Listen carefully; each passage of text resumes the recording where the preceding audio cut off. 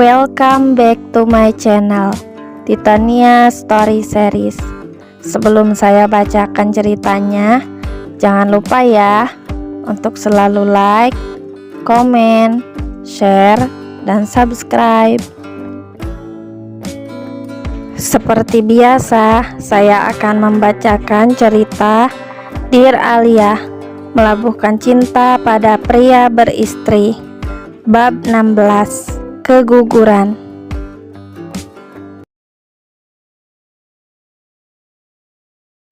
Awan kelabu bergayut berarakan, disusul gerimis kemudian. Pagi ini, diam-diam ia pergi menuju terminal dan berniat kabur ke Bandung. Rencana pernikahan yang awalnya dikira menjadi pilihan terbaik, ternyata malah membuat Alia menyesal. Bukan Alia namanya kalau tidak pemberani. Cukup sudah hatinya berdarah-darah karena cintanya yang harus kandas dengan Abian. Tak akan ia biarkan hatinya kembali terluka hanya karena kepura-puraan. Awalnya ia mengira Dion sungguh-sungguh, tetapi ucapannya kemarin sudah cukup membuktikan bahwa laki-laki seperti itu tidak layak untuk dicintai. Kenapa? Tanya Abian saat melihat Maira keluar dari kamar mandi dengan raut wajah panik. Aku ngeflek mas. Dahi Abian mengernyit, tak mengerti. Iya, kayak menstruasi mas. Kamu paham gak sih? Kalau ibu hamil gak mungkin menstruasi. Jelas Maira kesal. Pasalnya Abian itu kurang peka terhadap kehamilannya.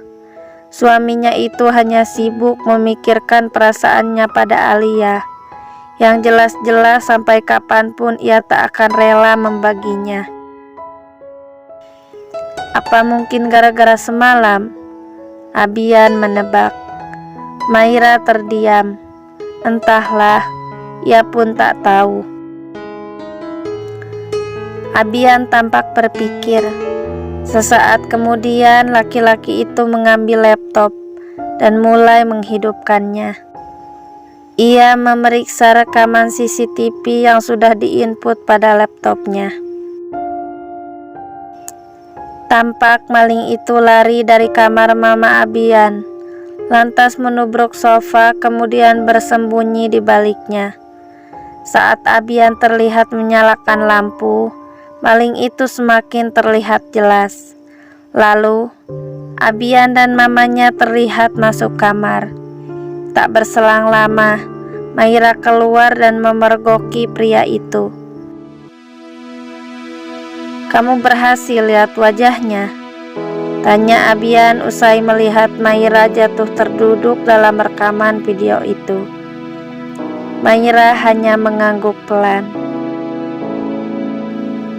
Abian kembali menatap layar monitor, kemudian memperbesar wajah si pelaku. Alis lelaki itu bertautan, menandakan bahwa ia seperti mengenali orang itu. Orang ini seperti gambaran orang-orang yang sedang diingat-ingat Abian buyar seketika, tatkala Maira merintih kesakitan. Namun, meski begitu ia sudah bisa menebak siapa orangnya. Kenapa ia malah mencuri di rumahnya? Dasar tidak tahu diuntung. Batin Abian kesal. Sakit mas. Maira merintih lagi. Iya, sebaiknya kita ke rumah sakit sekarang. Abian bergegas membopong Maira. Di ambang pintu ia berpapasan dengan mamanya yang hendak menyuruhnya sarapan. Kenapa Maira? Lagi sakit mah perutnya. Kayaknya gara-gara semalam maling itu mendorongnya sampai jatuh. Jelas Abian. Ya udah, kita berangkat sekarang. Abian mengangguk. Mobil meluncur menuju rumah sakit. Sebisa mungkin Abian fokus dan menepis pikiran buruk tentang kondisi janin yang dikandung Maira. Sesekali ia melirik istrinya itu dari spion tengah. Maira tampak kesakitan. Detak jantung janinnya sudah tidak ada, Pak. Jadi, untuk kebaikan dan keselamatan istri Anda, kami akan melakukan kuretase untuk mengeluarkan jaringan dan plasenta yang masih tersisa. Abian termenung. Pernyataan dokter 6 jam yang lalu telah meruntuhkan harapannya. Buah hati yang didamba itu telah kembali kepadanya di usia kehamilan yang baru menginjak 6 minggu. Abian tak pernah menyangka akan secepat ini. Kandungan Maira yang sedari awal riskan, ditambah guncangan psikis yang secara tidak sengaja ia lakukan, membuat istrinya itu menangis meraung-raung. Terdengar menyayat hati ketika bersama-sama dengannya mendengar pernyataan dokter tadi. Andai aku bahagia, Mas, janin yang ada di rahimku pasti kuat. Hanya terjatuh itu gak akan berarti apa-apa. Maira tak terima dengan kenyataan itu. Kamu menyalahkan aku atas kejadian ini. Maira, aku juga terpukul. Aku sedih. Abian merasa tak terima. Bohong. Kamu pasti bahagia. Karena setelah ini kamu ada alasan lagi untuk selingkuh dan kembali mengejar cinta Alia. Balas Maira berapi-api. Bagaimana bisa orang yang mencuri dan menyebabkan istriku kehilangan janinnya itu ayahnya dia? Nada bicara Abian naik 1 oktav. Yang benar, Abian, mamanya menimpali. Iya, Mah. Aku udah lihat tadi dari rekaman CCTV. Aku gak mungkin salah lihat. Aku juga yakin karena sebelumnya dia datang ke rumah kita kemarin. Jelas Abian. Mamanya Abian memijat pelipisnya yang tiba-tiba terasa pening. Sementara ucapan Abian bagaikan petir di siang bolong yang menyambar hati Maira. Andai kemarin ia keluar dan menemui Alia yang hendak berpamitan padanya, mungkin ia akan tahu siapa pria itu sebenarnya. Maira tiba-tiba terlihat bimbang. Kamu keluar, Mas. Aku gak mau lihat wajah kamu sekarang, pinta Maira, dan Abian tak menolaknya. Abian tak habis pikir. Kenapa ayah Alia sampai mencuri di rumahnya? Abian jadi teringat perempuan itu. Ia merasa iba. Abian tak menyangka Alia yang dulu dikenalnya sebagai pribadi yang ceria ternyata menyimpan banyak luka. Lagi, rasa bersalah merongrong jiwanya. Antara Alia dan Maira, Abian benar-benar bingung. Di saat kebingungan melanda, ponsel di dalam sakunya berdering keras.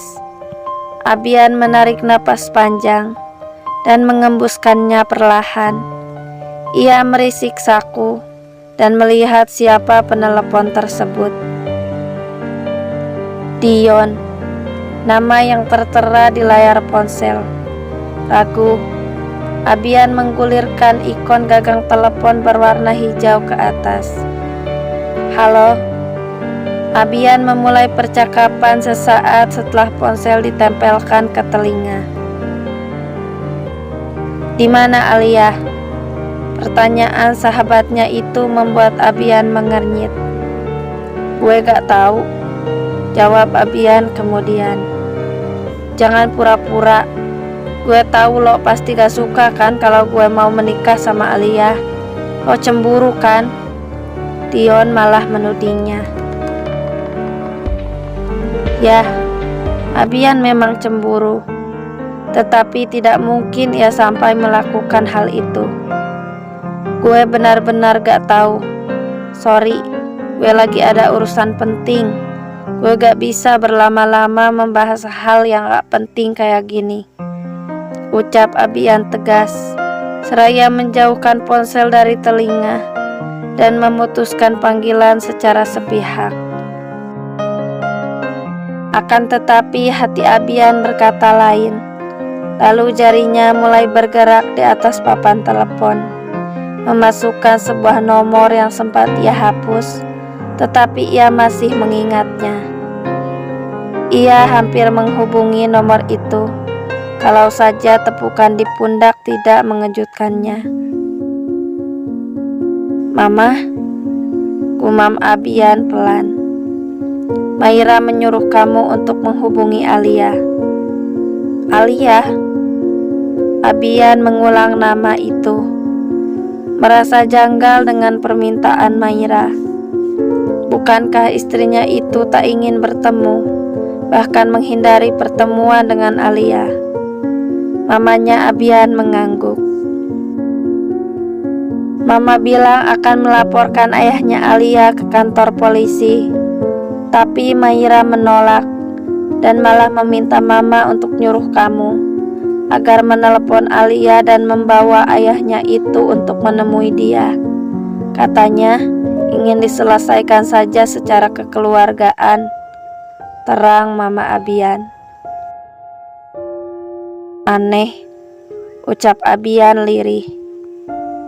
"Turuti saja, mungkin dengan begitu bisa menyenangkan hatinya." "Iya, Mah." Abian menurut. Lagi pula ia sudah berniat untuk menelepon perempuan itu, hanya saja tadi tak punya alasan.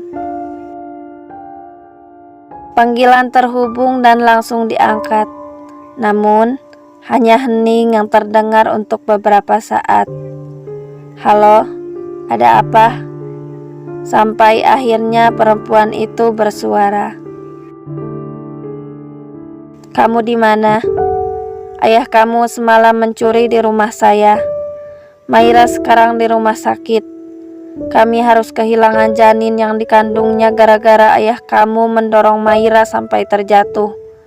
Datang ke sini, bawa ayah kamu kalau kamu tidak ingin dia di penjara," ucap Abian tanpa basa-basi.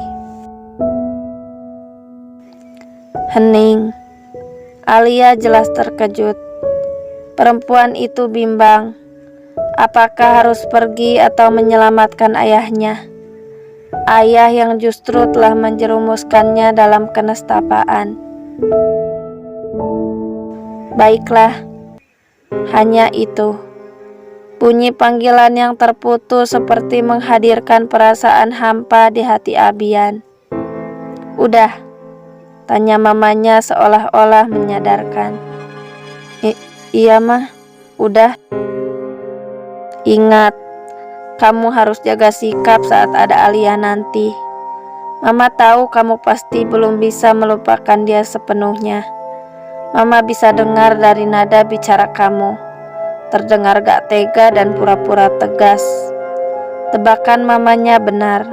Abian tak bisa mengelak. "Mama bingung sama kamu. Dapat garis keturunan dari mana coba, sampai bisa-bisanya membagi cinta. Padahal dulu papa kamu setia banget." Mamanya Abian tak habis pikir. Abian juga gak paham, Mah. Tapi Alia itu membutuhkan seseorang yang bisa memahami dia, balas Abian tanpa berani menatap sang mama.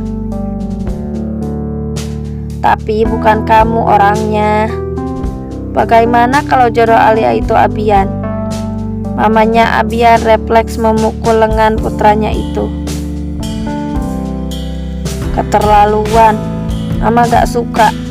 Kalau sampai Maira dengar, dia akan semakin terluka. Udah, kamu temenin dia sekarang. Sebentar lagi kuretase akan dilakukan." Abian membuang napas kasar, lalu bangkit menuju kamar di mana Maira terbaring. dengan langkah gontai.